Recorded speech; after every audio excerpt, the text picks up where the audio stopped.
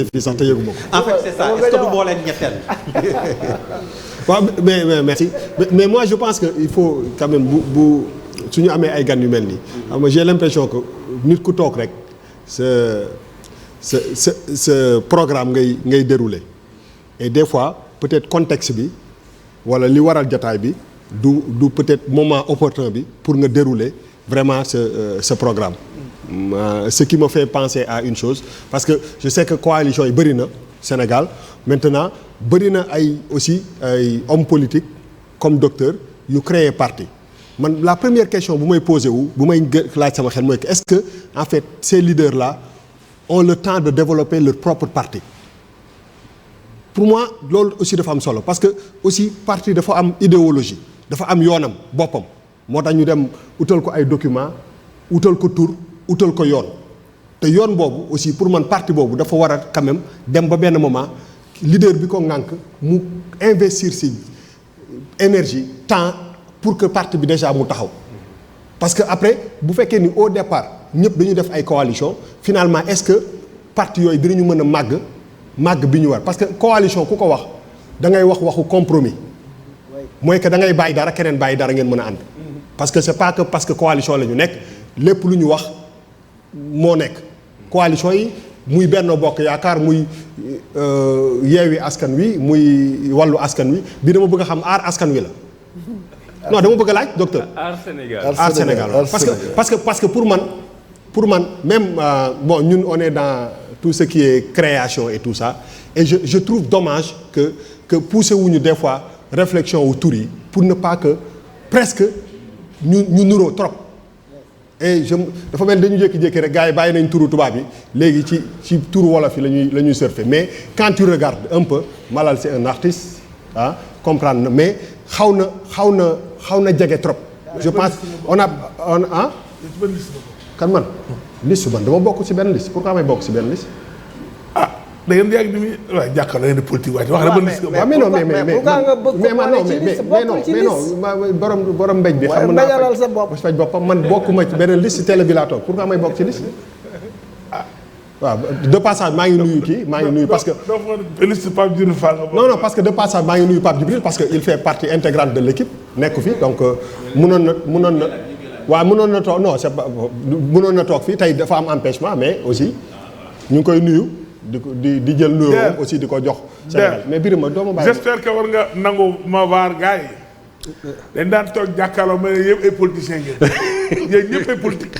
waaw mais bu ma politique. ñii niim di ko wet bi ñu ngi feeñ benn par benn andiwoon nañu seen daam la ak sàppale maanaam Fall la xaw ma mu def defi liste ren Pape Djibril Fall defi na liste. wala man non c'est ça da ngeen di politique. waaw mun naa eggali man. waaw d'accord Birima s'il te plaît bàyyil mu sedd. waaw da ngeen di politique. bàyyil mu sedd. da ngeen nangu di politique bàyyil làkkatu ndax Sénégal yi. bu ma continuer.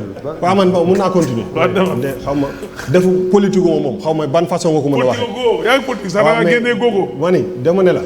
politique moom xaw ma ban façon laa ko mën a waxee pour mu leer du ma ci nekkee di attardé wu nag dama mel dafa am lu may làq te politique moom leeru Malal. voilà donc fi ma nekkoon. waxoon ngeen ko fi de. mais c'est Birima. ah non c'est la vérité. waaw mais bàyyi ma wax li ma soo ko doon wax dañ ko fi waxoon. bu ko perturbé bu ko perturbé. perturbé bu wax dañu taxoon ne politique wu leen. bu ko perturbé bàyyi ko mu wax Birima man musuma. Y'en a marre ba liste lay ba. bàyyi ko mu wax. activiste yëpp ngi dem di bokk ci parti yi. Birima bàyyi man musuma politique musuma bokk ci parti musuma Youssou Ndour lu ñu bokk. mais waxal bu. non yoon Youssou Ndour lu ñu bokk. Youssou Ndour yoon amul mouvement bu tudd fekkee ma ci boole. dama laaj ko ndax am naa carte fekkee ma ci boole. non loolu c'est pas évident. mais non dama lay wax rek. non dama lay wax rek. donc bokk feneen. waaw mais bàyyi ma eggale rek pour te dire que man politique moi je suis libre. day ñi nag ba ma bëggee juger bàyyi ma kii ñi politique ils ont le droit de faire la politique. anyway fu ma doon nekkoon neex na yaa ngi may kii sax comme d'habitude sacré Birima donc pour man lu ma doon wax dafa am solo parce que benn moment aussi sénégalais yi dañuy bëgg aussi seet ci kan la ñuy wékku parce que boo seetee ñoom ñiy def politique yëpp ku ci nekk fauteuil bi président Macky Sall toog nga bëgg. du dëgg. ñoom ñëpp.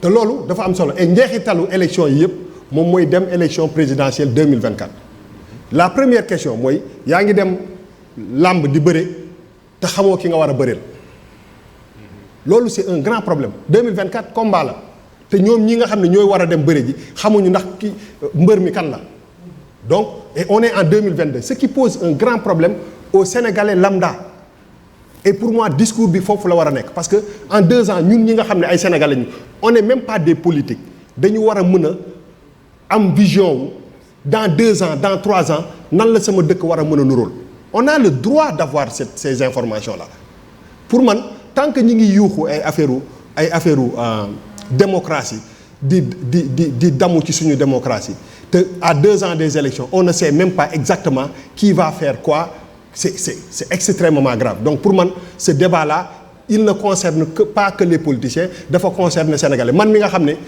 dama jël sama exemple man ma am projet fii ak 2 ans 3 ans bëgg naa xam sama dëkk dans 2 ans 3 ans fu muy toll aujourd'hui su fekkee ni man dama am benn projet wu investir ci sama dëkk wala keneen am projet investir sama dëkk stabilité dëkk bi ñuy damoo ñun dafa am solo mais la possibilité que ce pays là mu yëngu wala mu basculer ci ay violence affaires elle est là te loolu dafay impacter aussi lépp li nga xam ni waxuma la sax étranger bi mais même ñun boo xoolee nit ki da nga bëgg a am benn ci sa horizon dara loo xam ne à la limite fii ak 2 ou 3 ans war na leer ci sa bët donc benn moment je pense que c'est très important beneen bi aussi ñi nga xam ne dañuy aspirer à faire de la politique il faut kenn ku nekk aussi nga teg sa bopp ci balance nga mesurer sa bopp nga peser sa bopp su fekkee ni yow xam nga ni yow mii c'est possibilité pour nga toog ci yàlla mooy doyo nag mais boo xaymaa li nga toll ak sa dayo fu mu toll nga xam ne yow mënoo dem foofu nga revoir tes ambitions à la baisse parce que c'est très facile aussi d'aller créer un parti politique ne am naa parti politique te xam nga ni yow mii président nga bëgg a toog mais te xam nga ni loolu ngay wax ni amuloo benn chance parce que mënoo dajale sax 10 000 personnes yu bokk ndey ak baay donc est-ce que aussi coalition yi du benn échappatoire pour que ñenn ñi nga xam ne ils ont des ambitions démesurées par rapport ak la réalité ñu dem làqu fenn parce que benn moment bu ñu génnee ci élection législative yi mais ñëpp ku nekk da nga war a dem ci yoon on va vers des élections présidentielles maintenant élection présidentielle pour moi même ci biir opposition bi diversité d'opinion ak kii boobu dafa war a exister il faut pas que ñu gëmloo nit yi que ni ñëpp ñu nekk ci opposition bi dañu war a wax benn kàddu on peut être ñaar nit ci opposition bi bañ a bokk gis-gis ñun Sénégalais loolu moo ñu arrangé donc aujourd'hui tur yi nuroo nañu c'est important et dans ci biir tur yi pour man dafa am leneen lu ci làqatu soo jëlee par exemple mouvance présidentielle Benno Bokk Yaakaar aujourd'hui ña daan wax ci turu Benno Bokk Yaakaar yëpp mais bu ñu passé élection législative yi mais après position PS ak position AFP il faut mu leer est-ce que le AFP ak PS ñi nga xam ne ñoom ñooy kii yi gën a mag yi ànd ak mouvance présidentielle mais lan mooy seen vision sur li nga xam ni déedéet li nga xam ni moom la opposition bi di ruumandaat mooy que président Macky Sall dafa bëgg a def 3e mandat. non bàyyi rek ma egg dama ne. Birima ba ngay wax dama la déglu ba nga daaneel li ma dafa am solo da nga may kii quoi en fait s'il te plaît da nga may déconcentré. voilà donc parce que comme PS. dafa mel na nga ragal Birima non comme PS ngay bañ a dégg non dama fi ne di kii dama ko namoon comme PS ngay bañ a dégg dama ne la position du PS. par rapport ak échéance yi di ñëw dafa war a am solo et de lu ñuy gën a avancer. PS di gën a noppi ci débat politique bi parce que leeru leen kenn xamul position PS ak AFP lan la nar a nekk ci njeexitalu Benno Bokk Yaakaar par rapport ak élection 2024 yi c'est important est-ce que le PS en 2024 va accepter que APR mette quelqu'un devant pour mu jiite coalition bi est-ce que le PS dafay demal boppam est-ce que le PS va récupérer Khalifa Sall c'est des questions qu'on doit se poser aujourd'hui bu fekkee ni coalition yi yëpp dañu nekk ñu dem ba élection kii bi nu mu tudd non yi député yi waaw législative yi jeex mais et que le PS décide de récupérer Barthélémy Dias et Khalifa Sall mais les ambitions après dafay nekk ay choc te ñoom ñuy nekk ci biir yëpp docteur rek Thierno Alassane Sall ak Ousmane Sonko Khalifa Sall yëpp mais à la fin de la journée fauteuil bi lañ bëgg donc benn moment aussi il faut que nit ñi ku nekk xaw a demal sa yoon parce que je pense que les coalitions sont en train de prendre le dessus sur quelques partis et je pense que et puis vous êtes quand même de la même génération yéen a bokk génération bokk ay ambition donc benn moment aussi il faut que si 10 ou il y en a au moins une dizaine yoo xam ne ñoo xamante nañu ñoom seen biir et l'autre fi may tëjee mooy en tant que Sénégalais je constate un peu quand même que boo xoolee un peu ci opposition bi il y a beaucoup de non-dits même boo xoolee similarité wu tur yi lan la ñuy renvoyer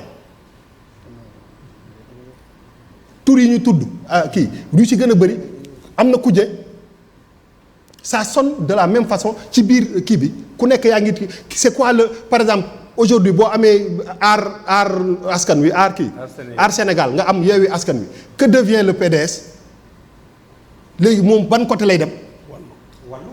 waaw mais non par exemple ak wàllu léegi ñetti ak kii yooyu ñetti coalition yi lan mooy seen